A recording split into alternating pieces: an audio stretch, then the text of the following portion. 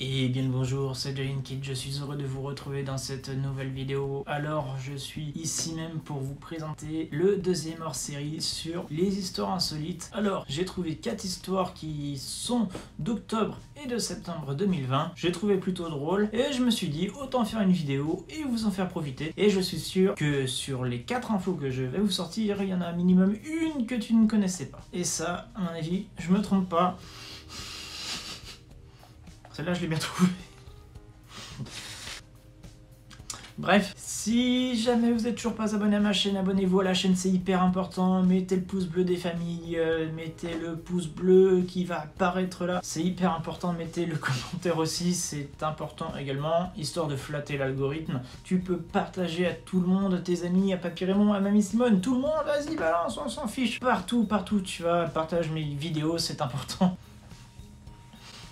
Dans cette première histoire, nous allons partir en Bretagne où un couple trouve, du moins retrouve son alliance grâce à un chercheur d'or qui trouve l'alliance du couple 40 ans après. Le couple s'étant marié en 1974 et avait perdu la dite bague. Malheureusement, ça arrive, hein, des fois on se perd, on fait tomber la clé, on se baisse, des fois c'est la savonnette. Hein.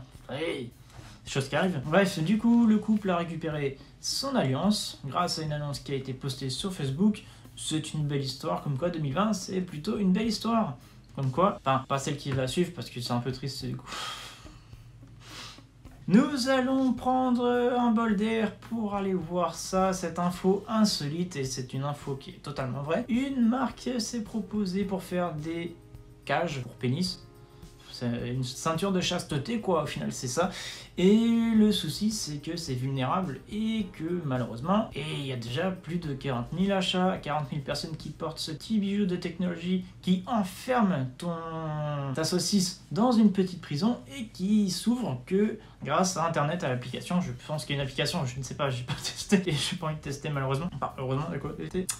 Enfin, je respecte, hein, chacun fait ce qu'il veut, mais du coup, c'est un petit bijou de technologie qui coûte 160 € et c'est la marque Cellmate qui propose ça. Et bien sûr, retrouvez sur internet les petits gadgets. Et par contre, faites gaffe, hein, c'est piratable. Et si jamais vous voulez vous faire pirater, allez-y. Hein.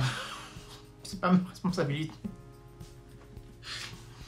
J'imagine bien aux urgences, ouais, bah j'ai bloqué ma ceinture. Mais monsieur, quelle ceinture vous parlez? Bref, nous allons partir au Royaume-Uni, dans un zoo, pas un zoo de Beauval, mais un zoo qui accueille des perroquets, qui s'insultent tout simplement. Voilà l'info insolite de cette vidéo. Pourquoi des perroquets? Je ne sais pas. Je ne sais pas non plus pourquoi ils s'insultent, mais c'est drôle, c'est drôle. Imaginez-vous la personne qui s'est dit « Oh, bah tiens, je vais apprendre des insultes aux perroquets. » Et bah bien joué mon gars.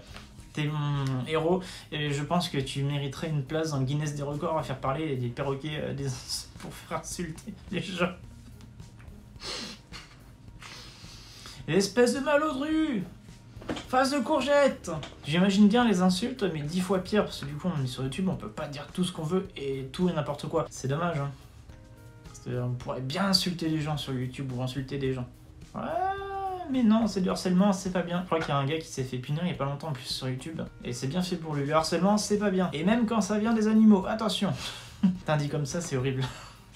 Bref, cette histoire, du coup, les perroquets sont en quarantaine, isolement, et ils vont apprendre l'alphabet et apprendre à bien se comporter. Sinon, c'était la prison et rebolote avec la savonnette. Hein. Ouais, savonnette, malheureusement. Tant d'histoires passées. Bref, dans cette continuité, nous allons retourner dans le Finistère, en Bretagne. Alors la première partie, je ne savais pas où c'était, mais là c'est à Brest. 4 heureux chanceux qui gagnent un pactole de 25 000, 50 000 € grâce à un don généreux de la nature, une dame qui leur offre un ticket de grattage. Et, surprise générale, ils gagnent 50 000 balles. Mais c'est beau, c'est une belle histoire.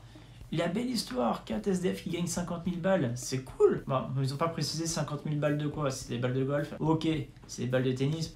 Ouais, ça le fait quand même, mais bon. L'histoire veut quand même qu'ils ont été 4, ils ont divisé par 4, ça fait 12 500 € par tête, c'est cool, je trouve ça cool. Et j'ai été voir la fin de l'histoire du coup pour savoir où c'en était. Ils ont acquis un van, ils sont partis de Bretagne, ils sont partis faire un road trip. Et je trouve ça cool d'ailleurs, bravo à eux, profitez de la vie, profitez de la nature, et profitez de faire des road trips et des belles photos. Moi-même qui suis photographe, c'est un rêve. Bravo à vous. Et sincèrement, continuez, faites-vous plaisir. Et même vous qui êtes là en train de me regarder, si vous avez l'occasion de partir en vacances ou de voyager, idéalement n'importe quand durant l'année, partez, profitez, sortez dehors, prenez des photos, sortez votre appareil photo et filmez. Ça n'a aucun sens ce que je dis, mais c'est pas grave. Bref, on arrive sur la fin de la vidéo. Si jamais la vidéo vous a pas plu, mettez le pouce bleu. Si la vidéo vous a plu, mettez le pouce bleu, c'est comme ça. Et bien sûr, nous on se retrouve jeudi prochain pour la suite et la nouvelle vidéo. Et bien sûr, l'abonnement, c'est hyper important avant que je m'efface avec la lumière. Allez, c'était Chris, à la prochaine. Bisous les amis.